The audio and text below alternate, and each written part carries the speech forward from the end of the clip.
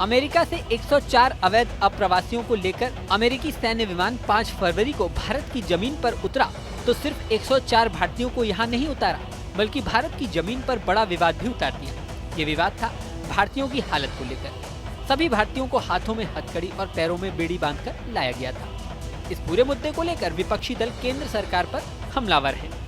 Priyanka Gandhi, Akhilesh Yadav, Sanjay Singh, P Chidambaram, Asaduddin Owaisi सहित कई नेताओं ने इसे लेकर केंद्र सरकार पर हमला बोला है। अब बीजेपी नेता शाजिया इल्मी ने इस पूरे मुद्दे पर जवाब दिया है। सुनिए उन्होंने क्या कहा। देखिए, अमेरिका के डिपोर्टेशन वाले मामले में जो उनकी नीति वो अपना रहे हैं वो नई नहीं है। पहले भी 2009 में ऐसा हुआ, 747 भारतीयों को वापस भेजा गया और इसमें कोई नई बात नहीं है। कोई भी देश अपनी राष्ट्रीयता को बचाने के लिए और राष्ट्रहित के लिए ऐसा करता आया है, जैसे कि भारत में लगातार होना चाहिए था। और कांग्रेस पार्टी को ये समझना चाहिए कि जिस तरह से लगातार इन्फिल्ट्रेटर्स को, घुसपैठियों को लगातार अवैध ढंग से लाने का वो काम करती रही है कि उनका वोट बैंक मजबूत हो। और कुछ पार्टियां हैं ऐसी, चाहे वो आम आदमी पार्टी दिल्ली की हो या टीएमसी हो, जो लगातार करते आ रही हैं, ये राष्ट्रहित के हक में नहीं है। तो जो ट्रम्प कर रहे हैं, जो भी उनकी नीति है, वो उनकी पॉलिसी है। इलीगल तरीके से कोई भी जाएगा तो उसको वापस भेजा जाएगा। तो और यही नीति वो अपनाते हैं। जहां तक हाथ में चेन्स डालने का या बेड़ियों का पूरा सवाल है, तो ये अमेरिकन पॉलिसी है। जितने भी इलीगल एलियंस जो उनको वहां पे कहते हैं अमेरिका में, उनके साथ ऐसा ही होता है। तो हमारे देश के हों या हिस्पैनिक्स हों, मेक्सिकन्स हों या और साउथ अमेरिकन कंट्रीज से हों, उनके साथ ऐसा ही होता है। तो चाहे इंडिया हो या पाकिस्तान हो या मेक्सिको हो, जो भी अवैध तरीके से जाएगा उसके साथ ऐसा ही अमेरिका बर्ताव करता आया है और ये पहली बार ऐसा नहीं हुआ है।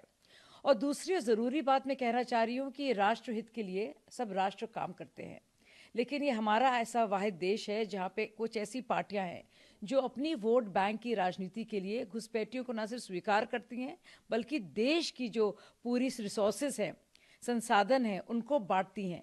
जैसे कि हम लोग मानते हैं इंडिया फॉर इंडियंस, तो वैसे भी वो अमेरिका फॉर अमेरिकन्स हैं।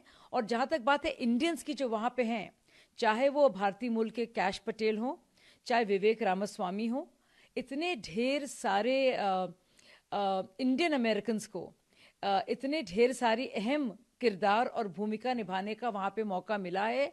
और ऐसे बहुत से लोग हैं जो लीगली जाते हैं, बल्कि अमेरिका न्योता देता है उनको। और H1 वीज़ा को लेकर भी हमने सुना कि इलॉन मस्क जो इतने बड़ी पोजीशन में अभी ट्रम्प एडमिनिस्ट्रेशन में है, उसके लिए तो वो बाकायदा लड़े हैं। तो ये बात को जानबूझ के भारत और मोदी जी के खिलाफ बोलना मुझे लगता है पूरी तरह से इर्रिस्पॉन्सिबल है। और शशि थरूर भी जानते हैं कि अमेरिका की पॉलिसी क्या रही है।